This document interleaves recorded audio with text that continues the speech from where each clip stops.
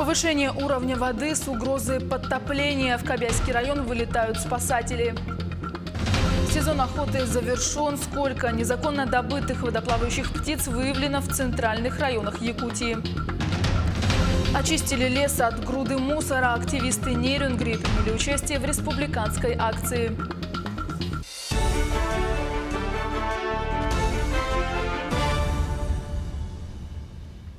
Здравствуйте! В эфире новости, в студии Юлия Великодная.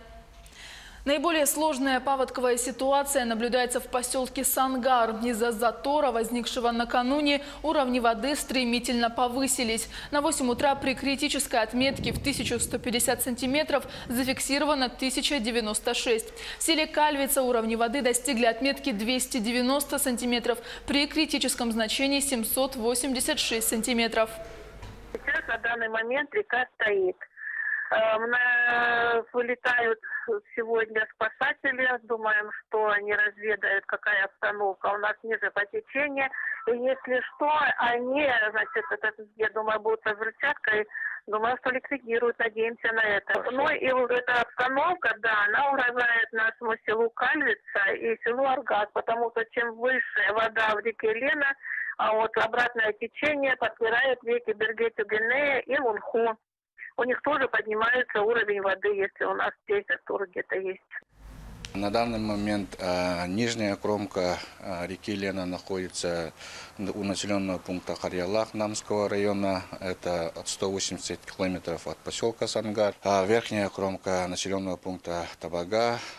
На данный момент уровень воды у поселка Сангар достиг отметки 10,96, при критическом 11,50. Организовано круглосуточное дежурство, а также организовано пункты временного размещения. Сегодня силами спасателей МЧС должны произвести взрывные работы ниже по течению реки Лена. На территории Намского улуса ледоход проходит спокойно, потопленных объектов нет. Уровни воды ниже критических уровней, то есть отметок. Поэтому сейчас в данное время в режиме повышенной готовности все равно работаем. Каждые 4 часа дежурные на Слегов нам дают сводки. За 4 часа уровень воды поднялось где-то 4-5 сантиметров. Поэтому считаем, что в дальнейшем будем ждать вторую волну. Там будет известно, какая ситуация будет. Повышение уровней воды на территории Алданского и Усть-Майского районов наблюдается из-за дождей в верховьях реки Алдан. В ближайшие сутки подъем уровней продолжится. У города Томот рост прогнозируется до отметки 840 сантиметров с выходом воды на пойму и подтоплением пониженных участков. Отмечу, что критический уровень составляет 820 сантиметров. На всем протяжении реки Алдан наблюдается повышение уровней воды и редкий ледоход. В устьевом участке у гидропоста Батамай суточный рост уровня воды составил 2 метра. Продолжается густой ледоход и выход волны с реки Алдан на Лену. А в селах Черектей, Дыгдал, Кылай на реке Алдан отметки ниже критических значений. На реке Лена в населенном пункте Ары-Тит зафиксировано 725 сантиметров при критической отметке 994. В Огород-Тах-Нагор отметка также ниже реки. В населенных пунктах подтопленных объектов нет. Из села Барагонцы выехали рабочие группы. На реке Лена в населенных пунктах Огород-Тах, Нагор, Ары-Тит наблюдается редкий ледоход. Уровень воды в населенном пункте Ары-Тит составляет 725 сантиметров при критической отметке 994 сантиметров. На реке Алдан в населенных пунктах Черектей, Дыгдал, Кылай наблюдается также редкий ледоход. Уровень воды ниже реки гидропоста. Суточный подъем уровней воды продолжается и в центральных районах. Отмечается ледоход различной интенсивности. На реке Вилюй нижняя кромка ледохода находится выше гидропоста Хатырык-Хомо Кобяйского района. На 3 суток раньше нормы ожидается ледоход. На реках Яна, Индигирка и их притоках начался интенсивный рост уровней воды от 10 до 40 сантиметров в сутки. В верховьях реки Сартанг и на реке Индигирка у гидропоста Индигирский начались подвижки льда. На реке Колыма нижняя кромка ледохода наблюдается выше города Среднеколымска. В начале этой недели на 3-4 суток раньше нормы ожидается ледоход. К другим темам. Сезон охоты в центральных районах Якутии завершен. Росгвардейцы провели осмотр охотничьих угодий. В ходе совместного рейда с Минэкологии изъяли 25 единиц огнестрельного оружия. С каждым владельцем сотрудники провели беседу по безопасному обращению с оружием. А инспекторы Минэкологии выявили 48 незаконно добытых водоплавающих птиц. Наиболее частым нарушением является несвоевременное продление сроков разрешительных документов на правоношение и хранение оружия. Изъято 25 единиц огнестрельного оружия, из них 1 единица нарезного, 23 единицы гладкоствольного оружия, а также на территории Усалданского района обнаружено бесхозное гладкоствольное ружье. Сотрудниками СЛРР планово проверяются по месту проживания владельца оружия, и только за минувшую неделю в ходе этих профилактических мероприятий изъято 211 единиц оружия. Активисты-экологи, школьники, волонтеры города Нерюнгри приняли участие в республиканской акции «Сохраним леса». В этом году, вооружившись мешками для мусора, перчатками, лопатами и другим инвентарем, ребята очистили территорию пригорода. В акции приняли участие 52 человека. Юные нерюнгринцы ликвидировали вред, наносимый природе, очистили лес от груды мусора. Мы надеемся, что наши действия не пройдут даром. Для детей этот полезный социальный опыт, развитие активной гражданской позиции. А для взрослых это пример подражания того, что наша пригородная зона должна оставаться чистой. Присоединяйтесь к нам. А в Мирном волонтеры всегда готовы прийти на помощь бездомным животным. Второй год в городе работает пункт передержки. Подробности далее. Не так давно в Мирном открыли пункт передержки бездомных животных. Мы, волонтеры «Седьмое чувство», пришли проведать четверых друзей, спросить у организаторов, чем и как можно помочь. В свою очередь, сами перед поездкой организовали маленький флешмоб, в результате которого собрали посильную помощь и купили корм для животных.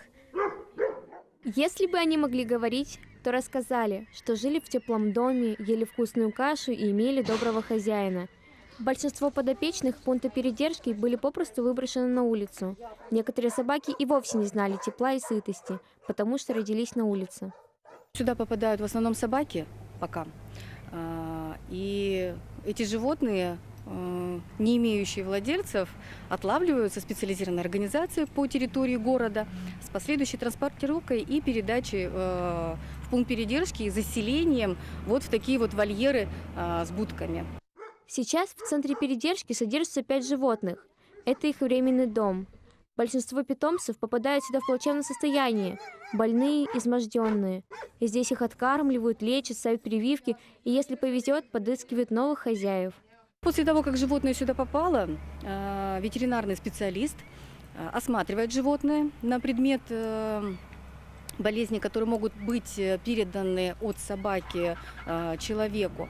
После чего собака помещается в вольер, 2 раза в сутки получает кормление. Потом по осмотру специалиста уже принимается решение о необходимости кастрирования и стерилизации животных. Животное находится определенное количество времени здесь, по истечению которого собака с биркой на ухе выпускается в среду обитания. У всех питомцев приюта отменный аппетит, едят 2 раза в день. Волонтеры «Седьмое чувство» собрали деньги для животных, купили корм и привезли его в пункт передержки. Этого хватит на несколько недель. Мы решили помочь щенкам, собакам и съездили в пункт передержки. При этом запустили небольшой флешмоб. Мы собирали средства для корма для собак, для игрушек, для всего прочего для собак. Суммы были вообще разные, были и 30 рублей, и 20, и 300, но самое необычное Был один мальчик, который пожертвовал 5000 рублей. Это было самое необычное. Мы очень благодарны. Волонтеры «Седьмого чувства» и дальше собираются помогать пункту передержки, особенно в поиске приемных семей для животных. Счастливые истории здесь случаются. Собак забирают домой, но добрых рук значительно меньше, чем хвостиков. Уходя, зоозащитники обещают вскоре вернуться. Но не одни, а с новыми хозяевами четвероногих друзей. Олеся Каширских, Наталья Николаева, Алексей Меркулин, телеканал «Алмазный край». В городе Покровск встретились выпускники, окончившие школу ровно 50 лет назад. Кто в числе успешных выпускников, знает наш корреспондент Виолетта Засимова. В далеком 1969 году в старом деревянном здании Покровской средней школы прозвенел последний звонок. В тот день со школой прощались аж 7 десятых классов, от А до Ж. Гул стоял неимоверный, но, пожалуй, самыми шумными и яркими на торжественной линейке были ребята из 10 Д класса. По сей день они по-доброму подшучивают друг над другом и заливаются смехом, будто и не было этих 50 лет. Особенно и не чувствуется, что это полвека прошло. Но вот потому как сегодня услышал, какими людьми стали, имеется в виду профессии, сколько много дел сделали мои одноклассники, то, конечно, это осознается как огромное время, пространство. На юбилейную встречу пришел почти полный состав 10 Д класса 1969 года выпуска. 16 человек из 21. Присутствовал даже их учитель географии Фридрих Николаевич Федоров. Каждый из золотых выпускников, выходя на сцену, не только делился воспоминаниями о школьной поре, но и обращался к нынешнему поколению выпускников. Чаще всего из уст умудренных жизнью людей звучала фраза «Мечтайте, ставьте цели и достигайте их». Очень хорошо они подготовились. Я думаю, и детям очень полезно. Это главное, конечно, для детей, которые заканчивают школу, оканчивают школу. Кульминацией встречи стала торжественная передача школьному скверу именной скамейки, на которой были высечены год выпуска и нынешний год. Ваш класс тоже такой же дружный, как они? Ага, дружный, сплоченные. Как думаешь, через 50 лет вы так тоже встретитесь? Конечно, обязательно. Напоследок, золотые выпускники условились встретиться в стенах школы уже в 2024 году, на 55-летие выпуска. Есть надежда, что их примеру последуют и другие. И уже на следующий год порог Покровской средней школы номер 1 переступят выпускники 1970 года. Виолетта Засимова, Федор Тарасов, Хангаласский улус. Мы следим за развитием событий. Оставайтесь с нами.